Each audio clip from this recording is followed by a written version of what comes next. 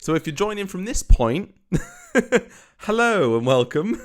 We've had a few issues technically with the live stream. It's saying that people can't view it, but it is saying we're live. So hopefully it shows up. But we'll take it from here. So yeah, over to you, Nell.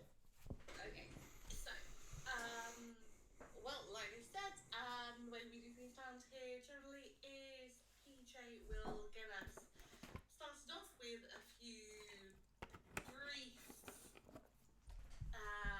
pointers as to the topic, and then I'll jump right in with more of the details.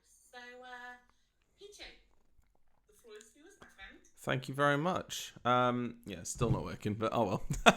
So today, if you can't tell, above us, today's trip we are going to one of the most infamous places in British history. Now, if you've ever been to London, you've probably seen it looming on the banks of the River Thames. It's quite imposing nowadays. So imagine if you were sat on a boat accompanied by two men dressed in Tudor Guard uniform with a heavy mist settling on the Thames as you go through Traitor's Gate, and how scary it would have been then. But it's this ancient fortress-like castle that's been standing there since the 11th century and gradually built out. And while it may look like a postcard perfect spot for tourists today, it's got a past that it's anything but picture perfect. The tower isn't just any old castle though. It's seen more bloodshed, betrayal and downright misery than most horror films. We're talking centuries of executions, imprisonments, and the occasional royal scandal. Think of it as England's VIP haunted hotspot. With guests like Six Finger Anne Boleyn, the princes in the tower, Richard III, and even Sir Walter Raleigh. Yes, Mr. Potato Head himself. Do you like my ruff? Making their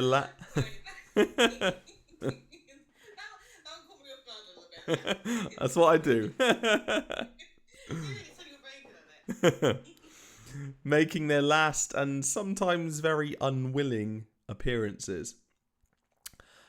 There was actually a story that I did read about a lady who was very unwilling to go to the Axeman. Spoilers! But the tower's ghosts aren't just creepy stories whispered on ghost tours. There are centuries of sightings and encounters that have sent shivers down the spines of soldiers, guards, and even the occasional unlucky tourist. From headless apparitions to the ghostly echoes of crying children, it's safe to say this place is haunted by more than just history. But hold tight, because we'll be diving into the eerie encounters, ghostly lore, and maybe even debunking a myth or two. Because, I love doing that. Because it's all hocus pocus. 'Tis the season. So whether you're a skeptic or a believer, there's no denying that the Tower of London is a place where the past refuses to stay buried.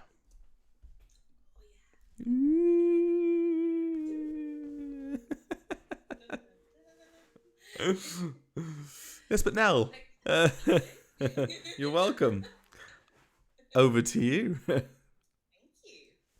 So, I thought we would do things a little bit differently this week, and seeing as it is the beginning of spooky season, I thought we would start things off a little differently with a little bit of spooky background music. Ooh, yeah, I like that. So, hopefully this will come through okay. But we'll try this out, shall we? Oh, yes, and hopefully YouTube doesn't copyright us. Fingers crossed.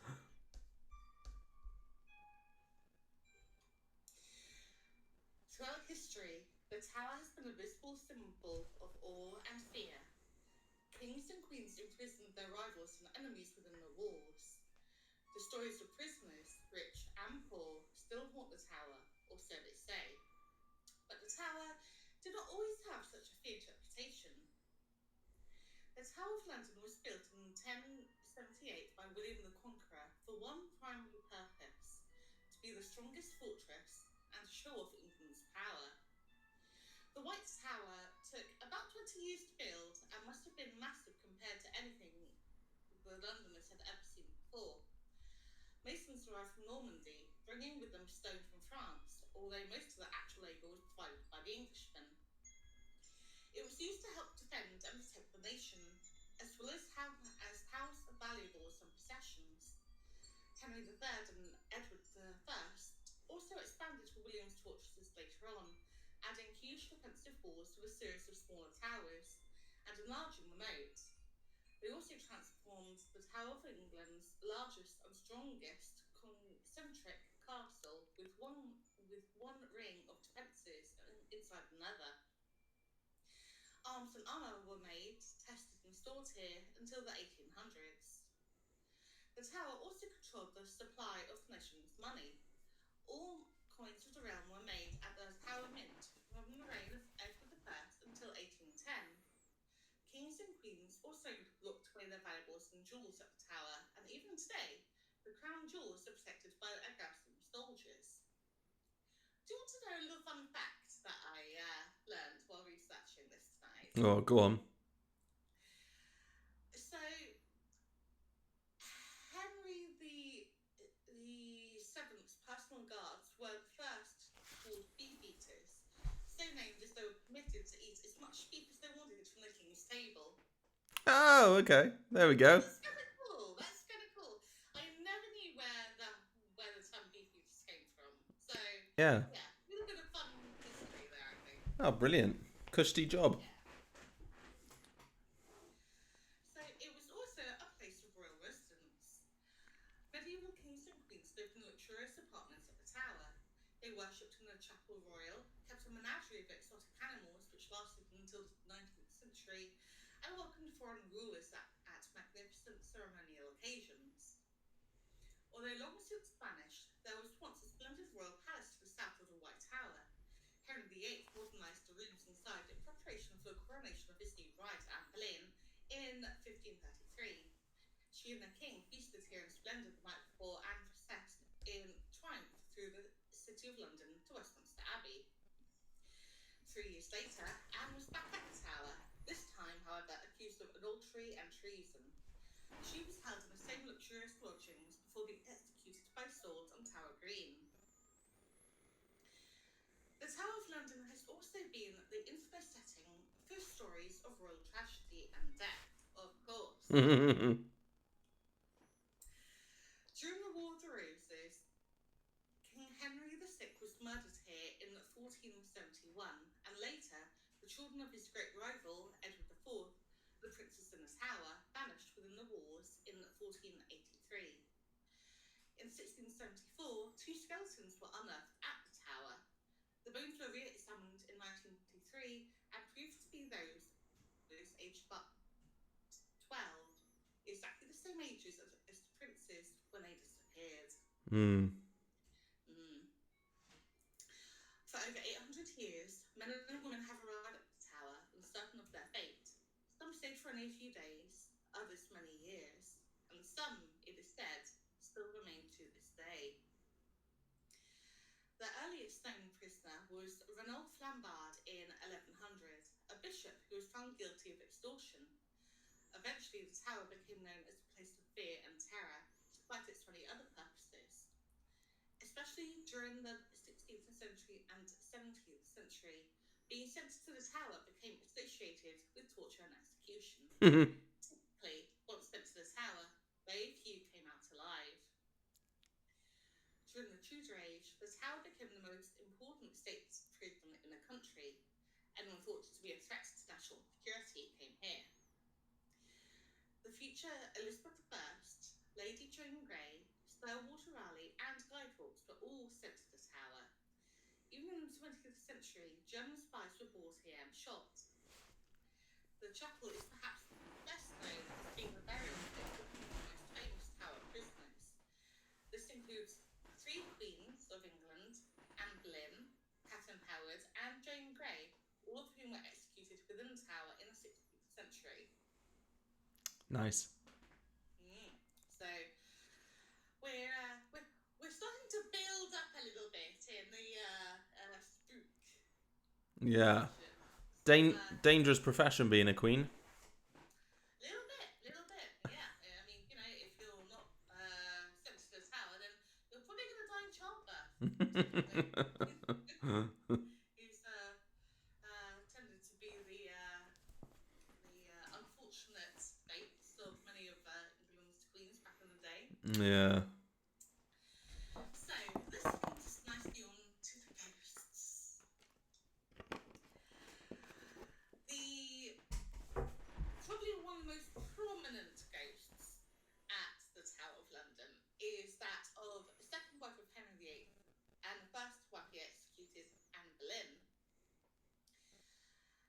She's seen on the Tower Green, usually, where she was executed, and also in the chapel where she was buried, and is often seen wandering the corridors as a headless body, of course, because, you know, any good ghost story needs a headless body, you know, headless ghost walking around. It's just, yeah, textbook at this point. Yeah, quick one on that though. Mm-hmm. How are they going to know it's her? Good point. Good point. I mean, she could be wearing clothes that people identify Anne Boleyn as wearing. But then, what if they've got like a running joke there? Because I mean, they've got to keep themselves entertained. And she's like, "Oh, you go and," because she was quite French, wasn't she? "Oh, you go and wear my clothes today, Madeline." You know, someone else who got beheaded there or something. Or Catherine Howard, and be like, "You go play with the little tourists while I sit in the bath and relax." And then Catherine Howard's like, "All right, sis, I'll go then." And runs around the tower pretending to be Anne Boleyn. Everyone's like, "Oh my god, it's Anne Boleyn!" She's like, "Ha ha ha, psych." I mean, to be fair, if I were a headless ghost, I'd probably do the same, just to mess with people. Yeah, exactly. Yeah. To be fair, that is a generally good question. Like, how do people know? Yeah, just some headless bird walking around. That to be a bird. Well, animals. Yeah. We'll get to that. Oh yeah, I love that. Oh yeah, more spoilers. But you could always look at her hand, couldn't you? Yeah, but was she Yes. okay? Very sure of that. You seem very sure of that. I am. I've seen the pictures on X. It's and that never lies. So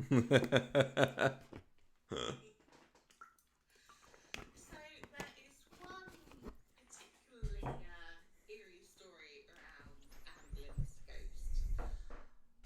And that goes that one night a soldier reported seeing a light burning in a closed chapel. After climbing to a window to look within, the soldier is said to have seen a procession of knights and ladies led by a headless Anne Boleyn. Yeah. Yeah. But then, like you say, how would they know? They're not walking around like holding a placard, or they've got a name badge that they took from the front desk. You know, like fuck it. You've got a love name badge, okay? Imagine that. Oh, go. Oh, you're Anne Boleyn, and you're. Oh, okay. Must get really confusing. Probably. Probably for them too. Yeah. Who am I again? So, interestingly, she's also said to be walking around the grounds of her childhood home, Hever Castle, around Christmas time. Oh, okay. Well, we still need to go there. We do. Yes. I was about to say that actually. Like, maybe at some point we should go and do a live at Hever Castle. Yeah, that'd be cool. It would be. Yeah. What do you guys think? Be up for that? Yes, let us know. Let us know in the comments. Because you can't let us know now because the live's still messing around. Thanks, Ghost Us. Yeah. First one. He started. On the second one, I mean. Yeah. Yeah. See, this is his revenge for us not doing it last week. Yeah.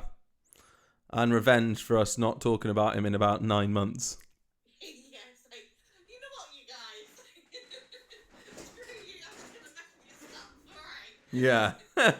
I'm back, bitch. Ghosting me. Nah. No.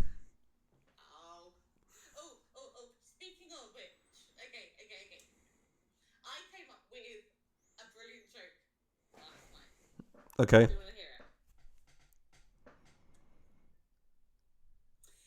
If you ask a girl out in December, if you ask a girl out in October, does that make her your ghoul friend?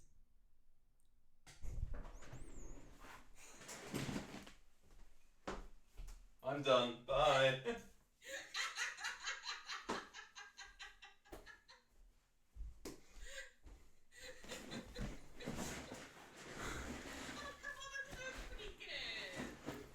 Everyone's left the chat now, definitely.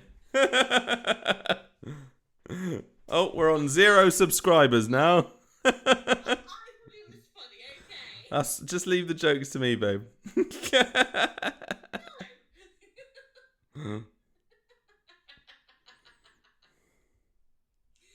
So, let's get back to the ghost, shall we?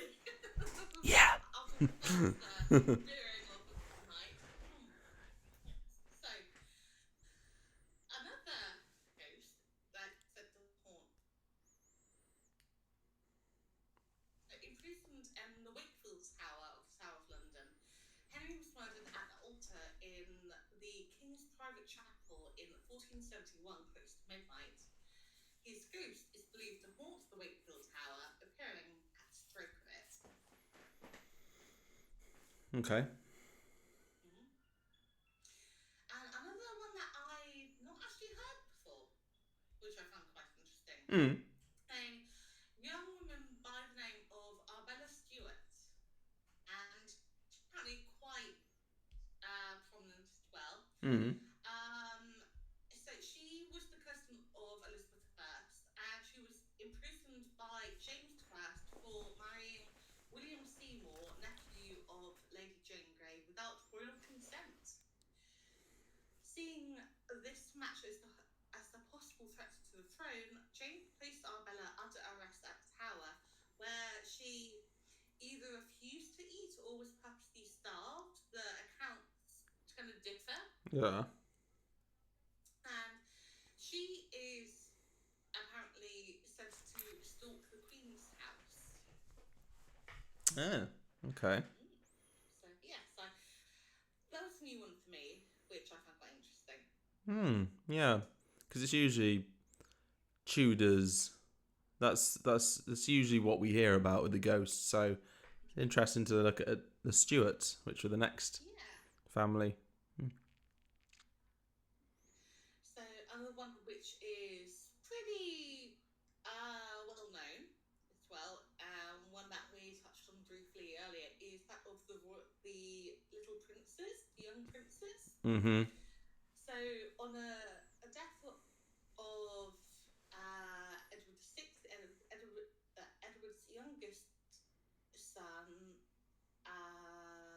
12-year-old Edward. His young son, 12-year-old Edward, became King Edward V under the protection of his uncle, the Duke of Gloucestershire. Wanting to take the crown himself, the Duke imprisoned Edward and his young brother Richard in the Tower of London. Their mother, Elizabeth Woodville, took sanctuary at Westminster Abbey. After declaring young Edward illegitimate, the Duke became King Richard III. Edward and Richard were never seen again, believed to have been murdered at the order of their uncle. The bones of the two young children were later found beneath the staircase in the Tower of London, and these days it is said that their spirits can be seen playing along the ramparts and in the room that they supposedly died in. Reminds me of that little boy Blue in was it That House in Ireland? Oh yes, not at all. Yeah, yeah, Mm. yeah. It's always sad when it's kids, but I mean, it can be really creepy. But I think with these two, it must have been sad Oh yeah. because As somebody that's experienced this one before, yeah, it's creepy. yeah. Yeah, it is. I mean, they can take comfort from the fact that their uncle went on to die horribly and wasn't found for about 500 years. Well, until he was found 500 years later in a car park in Leicester. I think it was Leicester. So you guys get to play around a lovely tower and interact with all the tourists, and that prick got hacked to pieces and buried under a car park. Yeah, doesn't quite have the same effect, really, does it? No. It's not really. No, And also, not England's really. greatest playwright took the piss out of him in a play as well. As he would. As he would. He was the OG Quasimodo, wasn't he? Yeah. So, another name that has been mentioned previously, just now, was that of Margaret Pole, who was a victim of one of the most gruesome botched executions in history. When the Countess reached the scaffold where she was to be beheaded, she refused to kneel, saying, "So should traitors do, and I am none." When the executioner raised his axe, she ran, and he chased her all around the scaffold, hacking at her until she died a gory death. Her ghostly screams can still be heard on the Tower Green, and a few visitors even claim to have seen a ghostly reenactment of the chase. That'd be Now, really funny. yeah, I was gonna say that reading that, the only image I have in my head right now is of a woman being chased by a executioner guy, and just the tune running around my head. Just yeah, yeah. I cannot unsee that image. Yeah. I'm sorry, and it must have been an awful, horrific way to die, but that's just the image I have in my head right now, and I can't get out. So, Again, how would she? It kind of reminds me of Chillingham Castle. Remember where what's his face had people? Oh no, he was cut to bits in the end, wasn't he? So yeah, like, he met a horrible fate. yeah. So kind of with her as well, which you just like see a haunted hand or a haunted piece of shoulder, just crawling across. What's that? And she's like, mind your own business.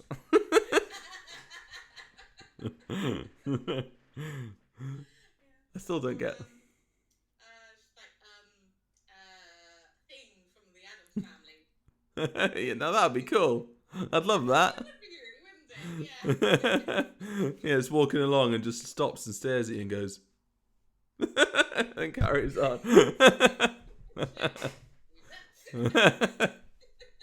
Mum. Oh, no, no, no. Would that not be, my lady? from that time period. But so, so Walter Raleigh was also imprisoned in the Tower twice. Once for a secret marriage and once for treason. Following his execution, his ghost began wandering around the bloody tower where he was imprisoned, as well as along the battlements, now known as Raleigh's Talk. And so, in a lot of these stories, we kind of have a little bit of a running joke where, we need at least, one good, grey lady or white lady or, whatever. Rainbow Lady, yeah. Rainbow lady, yeah, rainbow lady, we like that. I'm here! Boo! Yes, sounds like we need a Yeah. We want these dull coloured ghosts. Exactly. Flames and flamboyancy. Thank you very much. I'm here, darling. Oh my god, that's new merch. Rainbow Lady Lives Matter. And just a ghost that rainbow colour. Everyone else but our watchers will be like, what the fuck is that? Yeah, but how easy would it be for them to like distinguish each other? It's like, I know where that's from. You're one of us. One of us. One of us. One of us. We're doing it. I'm going to design it. Do it. So, yeah, so like I said, we have not, oh well, we have a bit of a a double whammy with this place. Because not only does the Tower of London have a white lady, it also has the grey lady. Ew.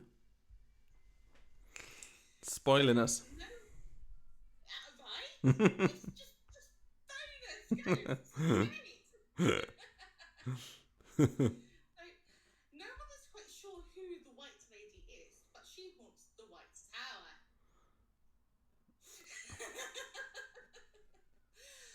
Her presence is typically announced by an overwhelming smell of cheap perfume. So strong. I know, right? Like, come on, guys. Like, it was all she could afford at the time, okay? Yeah. Goose perfume's expensive, damn it. Fucking hell, yeah. Musty. So strong, it is said to have made several tower visitors sick. A few visitors report being tapped on the shoulder, only to turn around and see nothing but a wisp of white. The Grey Lady, her identity in life is also uncertain, but she's a well-known resident of the Queen's house, and interestingly enough, will only reveal herself to female visitors. So yeah, she's not a fan of the guys. So sorry guys.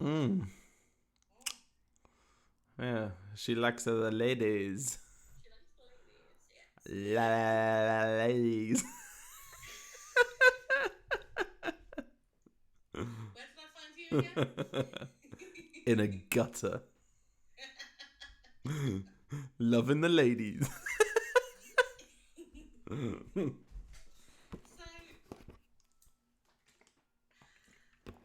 we've thought about the people ghosts. There's also said to have a ghostly bear. Hello. So, a number of spectral animals have been heard over the years, including monkeys, lions, and horses, but only one has actually been seen. A guard at the tower claimed a ghostly bear charged at him. Though the guard attempted to bayonet the animal, which kept coming at him, soon the sword went through the animal, apparently. The guard was carried senseless to his quarters, where he died 2 days later. Oh my god. So it kind of puts the whole new spin on the, whole man versus bear debate. Have you seen my donkey yet? Hello. Yeah, this joke died ages ago. So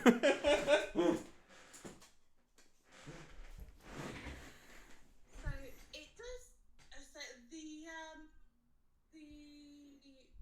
tower does have an incredibly famous legend. Another one. Another one. Fucking hell. They got a leaderboard. It's like Deadpool. They're like they keep changing who's the most famous or infamous. Yeah.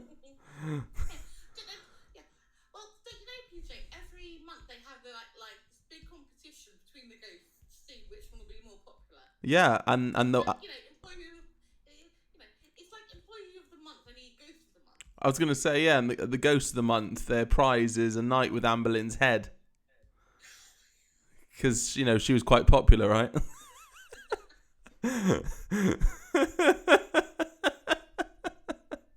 I will show you the French way. Bye now.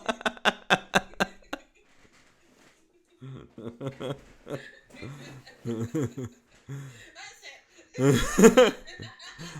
Anne, thanks for joining us on tonight's live stream. Next time on OnlyFans. Only ghosts. So,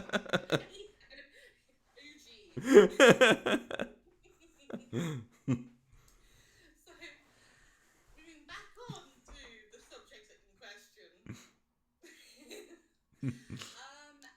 So this particular legend surrounds the ravens Mm. at the tower, and the story goes that that should the ravens ever leave the tower, both it and England will fall. Yeah. Interesting. Mm-hmm. Well, yeah. Keep an eye out on these ravens. Oh, yeah. Yeah. So, the ravens at the tower today are cared for by a dedicated yeoman warder known as the Raven Master. How cool would that be? Like, how cool to have that kind of job? I know, right? Wouldn't it? Yeah. Again, it's kind of like a ranking thing. I mean, I'd love to be a zookeeper. Raven Master is definitely above that. And then in a close third is the person that drives the Google map car around. Like, how awesome. You're just driving the world around. Yeah.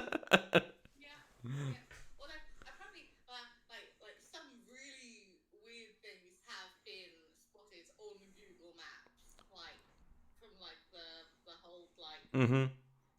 thing. And there are whole YouTube channels dedicated to that. And people pose specifically for the Google map car. I've seen some weird shit. What if you knew the Google Map car was coming around to like your neighborhood? Why would you not do something for it? I love my one of my favorites is it drives past a driveway in America, and this guy's got I think it's like an axe over his shoulder, and he's looking really shocked, and then there's this dead body with the boot of the car open and a sheet and a pair of legs coming out from it, and he's like, Oh man, you caught me. yeah. I love this. Just we're all laughing, and it probably was a murder, but hey, there's enough people in the world, right? No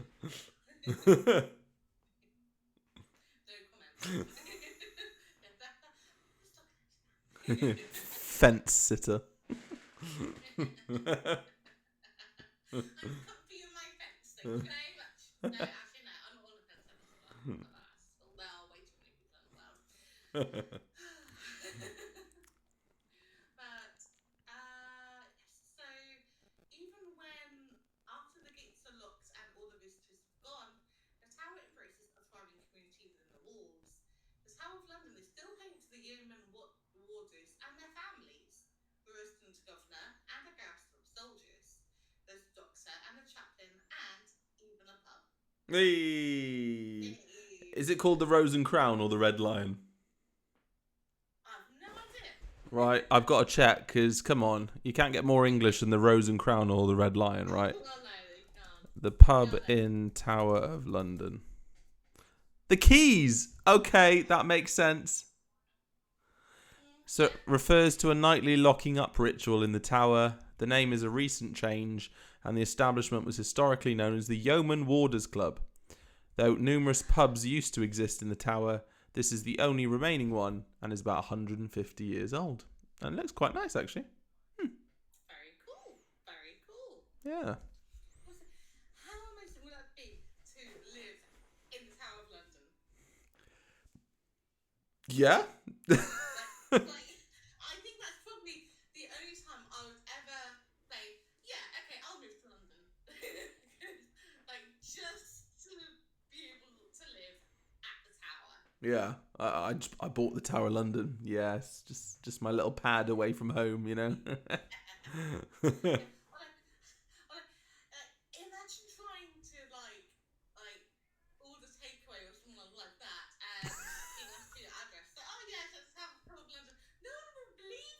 I know, yeah. It's like,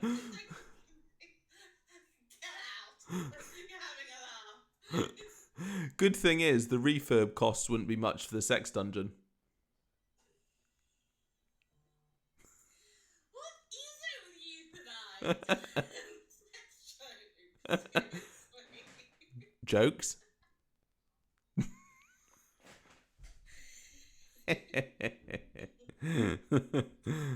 Oh. So yes, that is the Tower of London. Very, very cool place.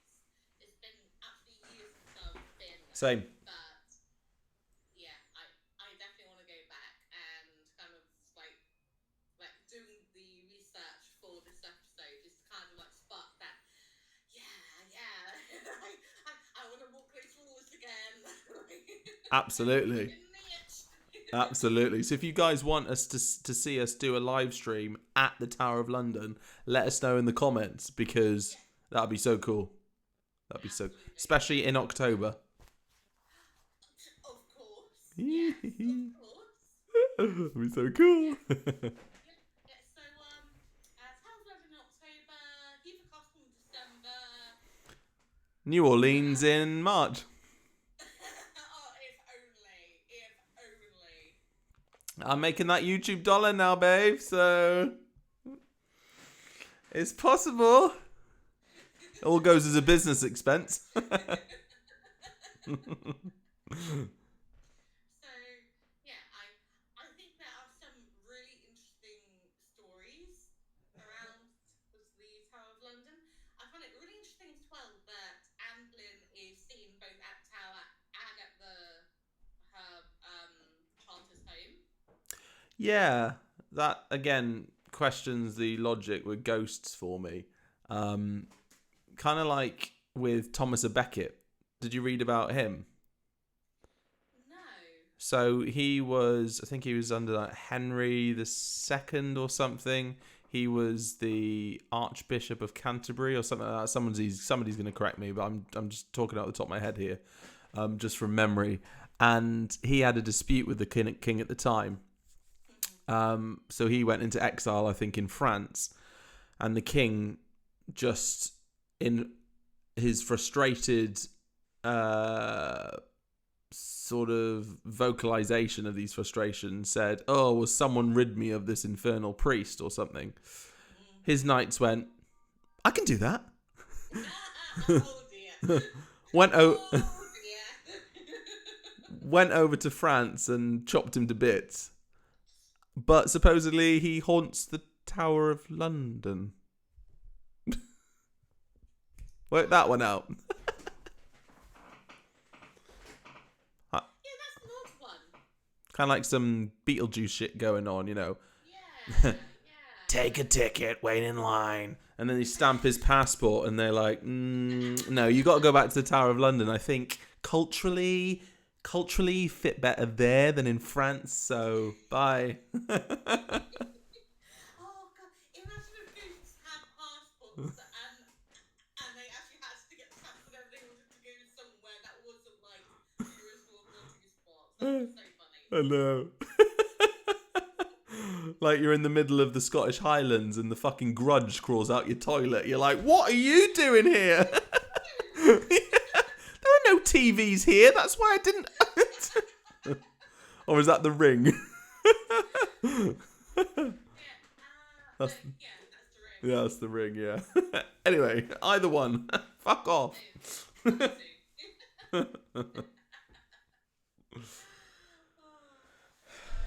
Yeah, I mean, I do have a counter argument for your argument. Okay. Of course. I'm all Of ears. course. I'm all ears. Okay, so the whole like her being seen in more than one place. Mm. So I think that's more of delving into the whole stone tape theory, Mm. which obviously we've talked about previously in various episodes, where spirits are able to with the living, like they're aware of the living, Mm. whereas ghosts are like a replay or going from the stone tape theory, Mm. like memories Yeah. of a specific event happening. Okay. So for example, with Margaret Cole, like a massive thing would have been her death of being chased around the blown scaffold with a guy with an axe chasing after you. Mm. That would be a pretty nasty way to go, and would leave Yeah. a hell of an imprint on like the whole like grounds Yeah.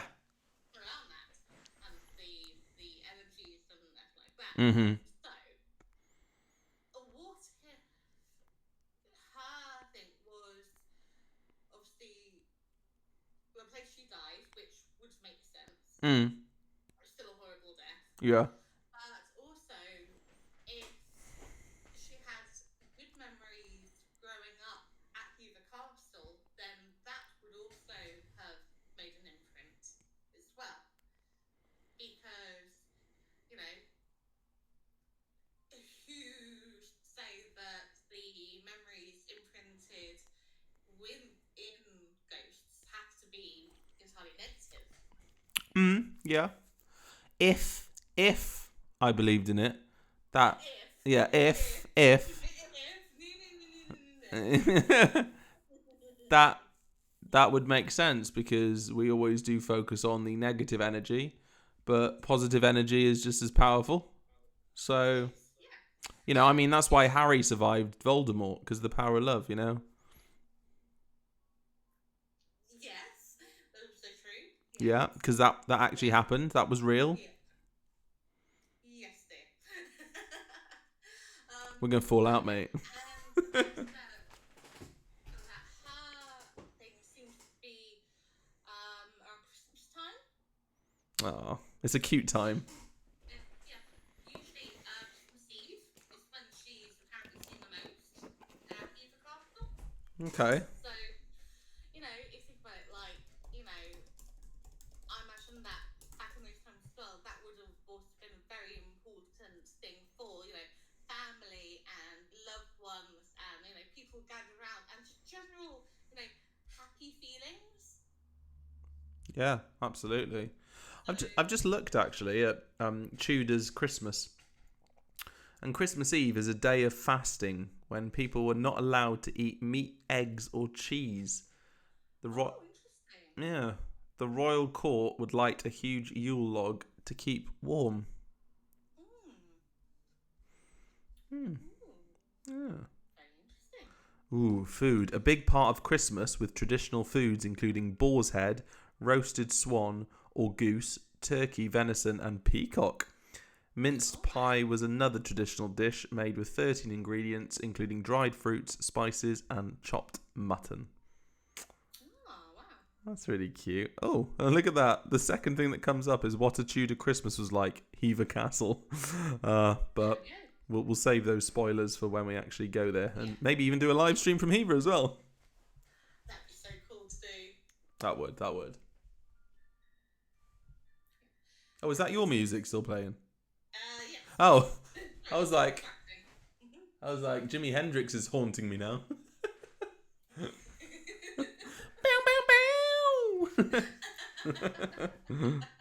Random haunting. It just ghosted. Yeah, bitch. So, you guys, what do you think? Do you think there's any truth to these stories? Have any of you ever had any weird experiences at the tower when you visited? Or do you know anyone who's had any weird experiences when they've visited? Let us know in the comments. I would just like to say, and this is probably going to cause a massive storm, I believe that the Tower of London exists. Get out. But I did have a particularly strange experience, like you said, at the Tower of London. I wanted to do a ghost though. I think it was a gone off ice cream. So yeah, that was a strange experience. A bit of a rumbling and a tumbling. But yeah. It's a good thing I love you, isn't it, PJ? It's a good thing I love you. But yeah, guys, like Nell said, just to echo that, if you've got any stories, please let us know. It's a shame that the live was messing around because we could have done a bit of a Q&A and heard some stories from you. Yeah, but we'll include them in the end of season when we do that one because we're still going to do it. Sorry about the technical issues, but if you are still watching this, hopefully the live has gone up. If not, you're watching it on the video because it will go up. Ghost us. I've got the Hoover ready, mate. Lethal weapon against ghosts, Hoover as well. Absolutely.